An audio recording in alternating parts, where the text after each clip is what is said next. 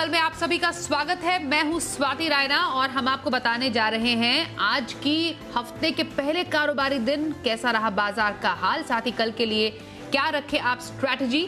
हमारे साथ शो में शामिल हो चुके हैं जी बिजनेस के मैनेजिंग एडिटर अनिल सिंह भी। अनिल जी का स्वागत करते हैं शो में। साथ ही मार्केट एक्सपर्ट सुदीप बंदोपाध्याय रहेंगे आज हमारे साथ पूरे शो में। सुदीप जी, बहुत स्वागत है आपका सर शो में। पूरी रिसर्च टीम है हमारे साथ, जैसा आप देख पा रहे हैं। कुशल से जानेंगे बाजार का हाल, सृष्टि हमें बताएंगी क्यों एयर फेयर होंगे महंगे, आशीष से हम जानेंगे यूएसएल की नई स्ट्रैटेजी और चोला इन्वेस्टमेंट में क्यों तेजी है, हमें बताएंगे देवांशी आशर। सबसे पहले बाजार के आज के हाल पर एक नजर डाल लेते हैं। तो बाजार में दिखा आज तेज उतार चढ़ाव, कमजोर ग्लोबल संकेतों के चलते आज कारोबार की शुरुआत हालांकि धीमी जरूर थी, दिन में दबाव भी बढ़ता गया, मगर आखिरी कारोबारी घंटे में निचले स्तरों से तेज रिकवरी भी नजर आई। एक वक्त निफ्टी करीब 150 पॉइंट नीचे था, मगर बंद होते होते ये 140 पॉइंट रिकवर भी कर गया और महज 800 अंकों की कमजोरी के साथ बंद हुआ। अगर बैंकिंग शेयरों ने साथ दिया होता तो निफ्टी अच्छी बढ़त पर जरूर बंद होता, मगर ऐसा हुआ नहीं और बैंक निफ्टी करीब 550 पॉइंट टूटकर आज बंद हुआ। एफआईआईज और डीआईएस की तरफ से क्या संकेत मिले उस पर देखें तो एफआईआईज यानी विदेशी संस्थागत निवेशकों ने कैश मार्केट में 786 करोड़ रुपए की आज बिकवाली की है। हालांकि डीआईआईज यानी घरेलू संस्थागत निवेशकों ने 542 करोड़ रुपए की आज कैश मार्केट में खरीदारी की है। और एडिटर स्टेक में अनिल जी से समझते हैं कि बाजार में जो ये कमजोरी के बाद रिकवरी देखी गई वो किन वजहों से थी। हफ्ते के पहले दिन भारतीय बाजारों ने शुरुआत मजबूती के साथ की, लेकिन खुलते ही बाजारों में तेज मुनाफा वसूली आती हुई दिखी और लाल निशान में फिसल गए और उसके बाद दिन भर लाल निशान में कारोबार करते हुए नजर आया। जिस तरह का मूड पहले घंटे में बना वैसा ही आखिरी घंटे में फिर से रिकवरी का जो कमजोरी हुई, पहले उसकी वजह जान लीजिए। दो बड़ी वजह, पहला तो ये कि ग्लोबल मार्केट्स थोड़े से ढीले थे। अमेरिका में शुक्रवार को कमजोर सेशन रहा और दिन भर डाउ फ्यूचर्स 75-100 पॉइंट नीचे ट्रेड करते हुए नजर आए, तो इसने बाजार का मूड खराब किया। दूसरी वजह कोरोना के बढ़ते हुए मामलों की, और उससे लोगों में डर ये फैल रहा है कि कहीं ऐसा ना हो कि थोड़े प्रतिबंध बढ़ जाए, लॉकडाउन फिर से आ जाए। इससे भी ऊपरी स्तरों पर थोड़ा सा दबाव बनता हुआ दिखा। लेकिन फिर रिकवरी क्यों? रिकवरी के पीछे सबसे बड़ी वजह थी एफआईआईज की तगड़ी खरीदारी जो शुक्रवार के सेशन में देखने को मिली और पिछले 4 सेशन से एफआईआईज ने बेचना बंद किया है, धीमे धीमे खरीदारी करना शुरू किया और वो बाजार में सपोर्ट देता हुआ नजर आया निचले स्तरों से। और दूसरी बड़ी वजह वायदा कारोबार की मंथली एक्सपायरी, मार्च के महीने की एक्सपायरी है और ऐसे में एक्सपायरी के ठीक पहले जब बाजार काफी करेक्ट हो चुके हैं तो निचले स्तरों से थोड़ी बहुत खरीदारी, थोड़ी बहुत शॉर्ट कवरिंग आती हुई दिख रही है जो बाजार को वापस ऊपर लाने का काम कर रही है। और इसीलिए ट्रेड भी आप देखेंगे तो एकदम मिला जुला, जहां आपको निफ्टी एकदम फ्लैट बंद होता हुआ दिखा 14,700 के ऊपर, राहत की बात है। सेंसेक्स हल्के लाल निशान में बंद हुआ, लेकिन बैंक निफ्टी में कट बड़ा नजर आया, यानी कि बैंक निफ्टी में अब भी वो ताकत नहीं है। तो बैंकिंग शेयर कमजोर है, लेकिन सामने आईटी, एफएमसीजी, मेटल, सीमेंट, ये सब शेयर ऐसे हैं जहां पर अच्छी खासी तेजी होती हुई दिखी है और इन्होंने निफ्टी को ऊपर लाने का काम किया। तो दोनों तरफ का ट्रेड है, सेक्टर और स्टॉक स्पेसिफिक एक्शन बाजार में भरपूर आपको नजर आ रहा है। बिल्कुल, अब आज का एक्शन तो हमने समझ लिया अनिल जी से, अब कल के लिए स्ट्रैटेजी भी जानेंगे थोड़ी देर में, लेकिन उससे पहले सेक्टर और स्टॉक स्पेसिफिक एक्शन थोड़ा और डिटेल में समझते हैं। हमारे सहयोगी कुशल है हमारे साथ। कुशल सर, समझाइए आज बाजार में कमजोरी के बाद जो रिकवरी दिखी, कौन से सेक्टर थे जहां पर अच्छा अपवर्ड मूवमेंट था और कहां पर थी नरमी आज? जी, तो शुक्रवार की तेजी के बाद आज बाजारों में अगर आप देखें तो उतार चढ़ाव वाला दिन रहा। इनफैक्ट फर्स्ट हाफ में लगातार गिरावट हमें देखने को मिली, पर सेकंड हाफ में अगर आप निफ्टी में देखें स्पेसिफिकली तो काफ़ी शानदार उछाल जो है हमें देखने को मिला और यहाँ पर जो जिस लेवल्स पर हम खुले थे उस लेवल्स पर ये जाकर बंद होते हुए ऑलमोस्ट नजर आए। वहीं बैंक निफ्टी आप देखिए तो बहुत ज़्यादा उसमें रिकवरी नहीं देखने को मिली और करीब 500 अंकों की गिरावट जो है इसमें दर्ज होती हुई नजर आई। निफ्टी में बढ़ने वाले शेयरों में अदानी पोर्ट्स, साथ ही अगर आप आईटी पैक्ट और एफएमसीजी पैक्ट देखें तो वहां पर तेजी थी और गिरने वाले शेयरों की सूची में जो प्राइवेट बैंकिंग स्पेस था वहां पर सबसे ज्यादा गिरावट रही, जिस वजह से बैंक निफ्टी पर आज हमें पूरे दिन दबाव देखने को मिला।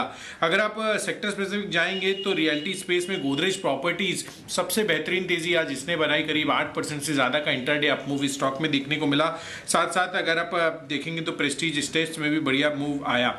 आईटी स्पेस में टेक महिंद्रा, टीसीएस समेत इन्फोसिस, एचसीएल यानी बाजार के सारे आईटी के दिग्गज जो है आज काफ़ी ये लीड लेते हुए नजर आया, जिस वजह से निफ्टी को काफ़ी बड़ा सपोर्ट मिलता हुआ नजर आया। और एफएमजीजी स्पेस भी पीछे नहीं थे, और यहाँ पर भी आप देखिए आखिरी 1.5 से 2 घंटों में टाटा कंज्यूमर्स में बेहतरीन तेजी हमें देखने को मिली। साथ ही फार्मा स्पेस यहाँ पर भी बढ़िया तेजी थी, जिसमें सन फार्मा जो है एक शार्प स्पाइक के साथ बंद होता हुआ नजर आया और यहाँ पर अच्छी अपमूव दर्ज होती हुई दिखी। और प्राइवेट बैंकिंग स्पेस की बात कर रहा था मैं, जो इंडसइंड बैंक में गिरावट थी करीब 4-5% की, वो आपको बाकी और स्पेसेस और स्टॉक्स में भी देखने को मिली, जिसमें आईसीआईसीआई बैंक, एचडीएफसी बैंक भी शामिल थे। और अंत में जी के हिट कॉल्स की बात करें तो एफएमसीजी पैक्ट से एचयूएल वागले जी ने आपको रेकमेंड किया था, साथ ही शिपिंग कॉर्पोरेशन ऑफ इंडिया ये भी जो है राकेश कुणाल चार्ट कॉर्नर में आपको रेकमेंड किया गया था। इनफैक्ट ये स्पेशल पिक थी। और कहीं ना कहीं जिस तरह की तेजी ओवरऑल बाजार का मूड माहौल फ्राइडे के रिवर्सल्स देखने को मिले हैं, कहीं ना कहीं निफ्टी तो ये इंडिकेट कर रहे हैं, पर बैंक निफ्टी पर अभी भी दबाव बना हुआ है। तो देखना होगा कि किस तरह से कल बाजार खुलते हैं। बिल्कुल, कुशल से हमने समझा कि सेक्टर स्पेसिफिक आज एक्शन कैसा रहा। सुदीप जी का रुख कर लेते हैं, मार्केट एक्सपर्ट हमारे साथ जो हैं। सुदीप जी, कैसा लग रहा है कि बाजार पर कोविड स्केयर एक बार फिर से थोड़ा थोड़ा करके हावी होता जा रहा है, जैसे जैसे नंबर बढ़ते जा रहे हैं? बाजार की जो चाल इस वक्त देखी जा रही है, उसमें अभी स्ट्रैटेजी क्या रखनी चाहिए? देखिए, आपने बिल्कुल सही कहा, कोविड का एक स्केयर मार्केट में और सबके मन में जरूर है। ये सेकेंड वेव जो यूरोप में देखा गया था, यूएस में देखा गया था, शायद ऐसा ही एक सेकेंड वेव अभी इंडिया में देखने को मिल रहा है। पर यहाँ पे ध्यान में ये रखना पड़ेगा कि जब फर्स्ट वेव आया था, जब सब अनिश्चित था, जब सबके मन में बहुत बड़ा शंका था, तब भी एक लेवल पे मार्केट गिरने के बाद एक जबरदस्त रिकवरी देखने को मिला था। तो पिछले साल मार्च अप्रैल में जो गिरावट देखी थी, मई महीने से वो पिकअप चालू हुआ। तो यहाँ पे भी क्योंकि सेकेंड वेव है, क्योंकि ये कहा जा रहा है कि ये वेव में मतलब इतना वायलेंट, इतना मतलब हानिकारक शायद वायरस का स्ट्रेन नहीं है, तो मार्केट में ये सब न्यूज भी आ चुका है। और यहाँ पे लग रहा है कि वायरस के कारण बहुत ज्यादा हानि मार्केट में होने की संभावना नहीं है। सबसे बड़ी बात यहाँ पे ये है कि एफआईआईज का अगर मूड ठीक रहे, एफआईआईज का अगर रिस्क ऑन मूड रहे, जो कि to a great extent depends on liquidity का स्थिति क्या है ग्लोबल मार्केट्स में, और यूएस बॉन्ड यील्ड्स कैसा चल रहा है, ये दो अगर मार्केट के फेवर में रहे तो एफआईआईज का बाइंग बरकरार रहेगा।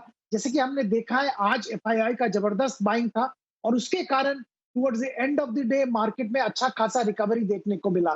तो हम लोगों को लगता है कि ये एफआईआईज का पॉजिटिव मूड अभी जारी रहेगा और मार्केट में पॉजिटिव बायस बरकरार रहेगा। हाँ, ये बात सही है कि ऊपर लेवल पे प्रॉफिट बुकिंग देखने को मिलेगा और नीचे के लेवल पे वैसे ही इमीडिएटली बाइंग भी देखने को मिलेगा। सो बहुत ज्यादा मार्केट में मूवमेंट इंडेक्स का शायद नहीं मिलेगा, पर काउंटर स्पेसिफिक अपॉर्चुनिस्टिक बाइंग जरूर करना चाहिए। ऑल राइट सर, अब लंबे अवधि की खरीदारी के लिए पिक भी आपसे थोड़ी देर के बाद हम जरूर जानेंगे, लेकिन उससे पहले जरा कुछ सेक्टर्स का रुख कर लेते हैं जहां पर आज काफी ज्यादा न्यूज फ्लो हमें देखने को मिला। खास तौर पर एविएशन सेक्टर का रुख करें तो आने वाले दिनों में हवाई सफर आपके लिए महंगा हो सकता है। अब इसकी वजह क्या है हवाई उड़ाने के महंगे होने की, समझते हमारी सहयोगी सृष्टि शर्मा है हमारे साथ। सृष्टि, बताइए। एक बार फिर महंगी होगी घरेलू हवाई यात्रा, क्योंकि विमान मंत्रालय ने जितनी भी एयरलाइन कंपनीज हैं उनके न्यूनतम किराए में 5% की बढ़त की मंजूरी दी है।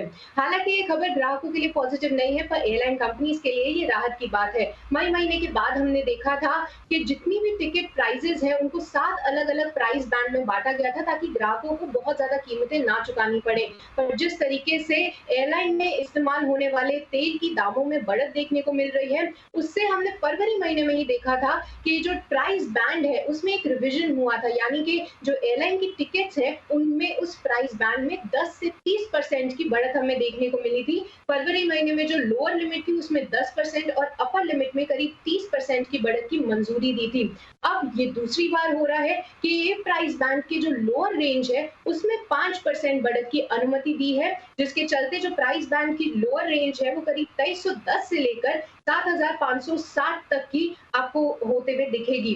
ये कंपनियों के लिए फिलहाल पॉजिटिव खबर है, क्योंकि जो एयरलाइन में इस्तेमाल होने वाला तेल है उसके दामों में लगातार बढ़त देखने को मिल रही है। अगर पिछले 3 महीने में देखें तो ATF प्राइसेस में करीब 22% की बढ़त हो गई है और पिछले 1 महीने में ही अगर हम देखें तो करीब 11% इसकी कीमतें बढ़ती हुई नजर आई हैं। तो जिसके चलते एयरलाइन कंपनीज के मार्जिन्स पे भी असर होता है। अब इस पे मॉर्गन स्टैनली का कहना है कि अगर ये टिकट के दामों में 4% तक की बढ़त होती है तो इसके सामने ATF प्राइसेस में 10% की अगर बढ़त देखने को मिलती है तो उसका असर नहीं होगा। तो इस प्राइस बढ़त से ये एयरलाइन कंपनीज के मार्जिन्स भी सुधरते हुए नजर आएंगे और साथ ही हम मांग अभी देख रहे हैं कि काफी लॉकडाउन के चलते मांग भी इनकी काफी कम हो रही है, काफी कम लोग ट्रैवल कर रहे हैं, जिसके चलते थोड़ा सा असर है। पर ये एक राहत की खबर के चलते आज हमने दोनों ही स्टॉक्स इंडिगो और स्पाइस जेट में एक्शन देखा। जी, बहुत शुक्रिया सृष्टि, यहाँ पर एयरलाइन सेक्टर पर बढ़ते हुए हवाई किराए पर और ज्यादा डिटेल्स हम तक पहुंचाने के लिए आगे बढ़ते हैं। USL की एनालिस्ट मीट हुई, क्या इसमें खास रहा? मैनेजमेंट ने जो कमेंट्री दी है, आगे के फ्यूचर प्रोस्पेक्ट्स जो हो गए और तमाम जो फोकस है कंपनी का कहां पर रहने जा रहा है, समझते हैं हमारे सहयोगी आशीष चतुर्वेदी से। देखिए 16 मार्च को कंपनी ने एनालिस्ट के साथ मुलाकात की थी। उसके बाद हमने देखा कि ब्रोकरेज हाउस का जो भरोसा है स्टॉक पर बढ़ते हुए नजर आया, क्योंकि मैनेजमेंट की जो कमेंट्री है वो बेहद सपोर्टिव है। सबसे पहले देखिए मांग को लेकर मैनेजमेंट काफी ज्यादा कॉन्फिडेंट नजर आ रहा है। उन्होंने ये कहा कि पिछली तिमाही पूरा साल अगर आप देखें तो बिक्री के लिहाज से बेहद सुस्त देखने को मिला था, लेकिन अब कंज्यूमर ट्रेंड में बढ़िया सुधार देखने को मिल रहा है, जिसके चलते एक वी शेप रिकवरी देखने को मिल रही है।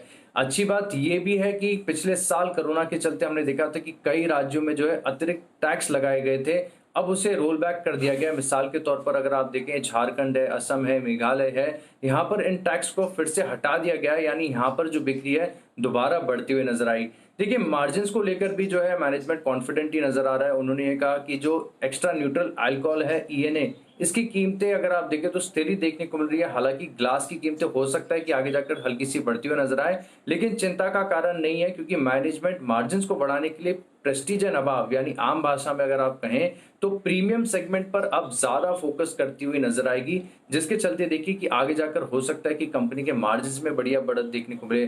देखिए दरअसल ओवरऑल अगर आप देखें तो मैनेजमेंट की तरफ से जो कमेंट्री आई काफी सपोर्टिव थी, आउटलुक को लेकर, बिक्री को लेकर, मार्जिन्स को लेकर, जिसके चलते देखिए एक जनरल कंसेंसस हम देख रहे थे ब्लूमबर्ग का। यहाँ पर अगर आप देखें तो करीब 69% जो बाजार के जानकार है वो मान रहे कि इस स्टॉक में आपको निवेश करना चाहिए, खरीदारी करना चाहिए। 19% का मानना है कि स्टॉक अगर आपके पास है तो आप बने रहें, होल्ड करें, और केवल 12% ही बाजार के जानकार ऐसे हैं जो कह रहे हैं कि इस स्टॉक में आपको बिकवाली करना चाहिए, स्टॉक आपके पास है तो बेचकर निकल जाए। लेकिन अधिकतर जानकार जो है, मैक्सिमम जो है, जो जनरल कंसेंसस है वो यही इशारा करता है कि स्टॉक में आपको खरीदारी करनी चाहिए, और ऐसे में 1 साल की अवधि के लिए स्टॉक का लक्ष्य होगा करीब 655, यानी मौजूदा भाव से भी अगर आप देखें तो बाजार करीब 22% की अपसाइड एक्सपेक्ट कर रहा है। आइए अब शो में देखते हैं शर्मा जी का ऑप्शन।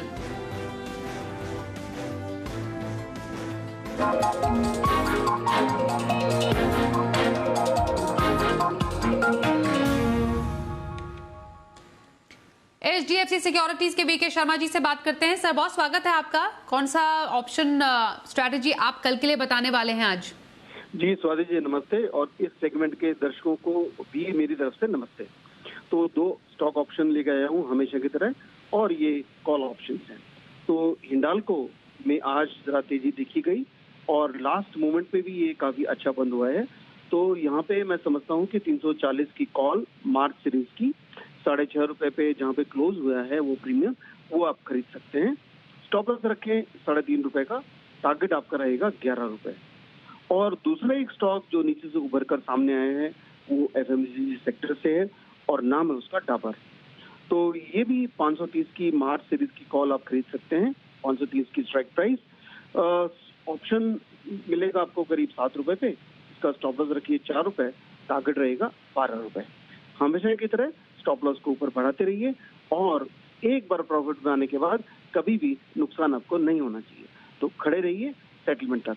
नमस्ते, जय हिंद। शुक्रिया शर्मा जी ऑप्शन की स्ट्रैटेजी दर्शकों को बताने के लिए। आइए अब अनिल जी से समझते हैं कि कल बाजार के लिए अहम संकेत कौन से होंगे, साथ ही निफ्टी और बैंक निफ्टी के कौन से अहम लेवल्स पर नजर रहे। भारतीय बाजारों के बंद होने के वक्त डाउ फ्यूचर्स लगभग 75 अंक नीचे ट्रेड करते हुए नजर आ रहे थे, तो इस लिहाज से हल्की कमजोरी वाला सेशन रहेगा अमेरिका में, इसकी आशंका है। लेकिन नैस्डैक फ्यूचर 70-75 पॉइंट ऊपर भी थे, तो दोनों इंडेक्स अमेरिका के अलग अलग दिशा में ट्रेड करते हुए दिख रहे हैं। तो देखेंगे कल सुबह किस तरह की सिचुएशन होती है और कल डाउ फ्यूचर्स कैसे ट्रेड करते हुए दिखते हैं। लेकिन जहां तक हमारा सवाल है, इसमें कोई डाउट नहीं कि 14,550 14,600 की रेंज में निफ्टी को अच्छा मजबूत सपोर्ट है कल के लिए, और ऊपरी स्तरों पर 14,850 14,925 की रेंज में हल्की फुल्की रुकावट मुनाफा वसूली के लिहाज से। बैंक निफ्टी का जहां तक सवाल है, ये थोड़ा कमजोर दिख रहा है। आखिरी उम्मीद जो बैंक निफ्टी पर है सपोर्ट के लिहाज से, वो कह सकते हैं आपकी 33,100 33,350 की रेंज में, 34,150 34,300 की रेंज में आकर बाजार थोड़ा सा रुकता अटकता हुआ नजर आ रहा है। उसके पार निकलने के बाद आपको बढ़िया ताकत दिखेगी।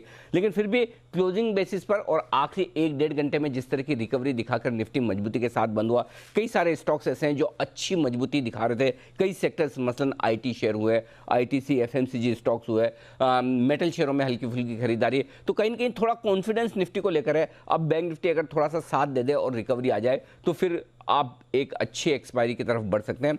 अदरवाइज यही रेंज बाउंड ट्रेड आपके लिए रहने वाला है। आज FIs की खरीदारी के आंकड़े किस तरह के आते हैं, ये भी बाजार की दशा काफी हद तक तय करेंगे। लेकिन लग रहा है निचले स्तरों से लगातार खरीदारी और एक बार 14,900 14,925 तक की जाने की तैयारी निफ्टी की एक्सपायरी के पहले बन सकती है।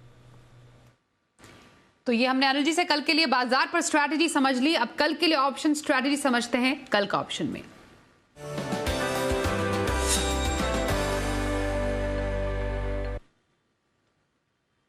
kiranjadhav.com के CEO आशीष केलकर से बात करते हैं। आशीष जी, बहुत स्वागत है आपका। कौन सी ऑप्शन की स्ट्रैटेजी आज आप बताएंगे?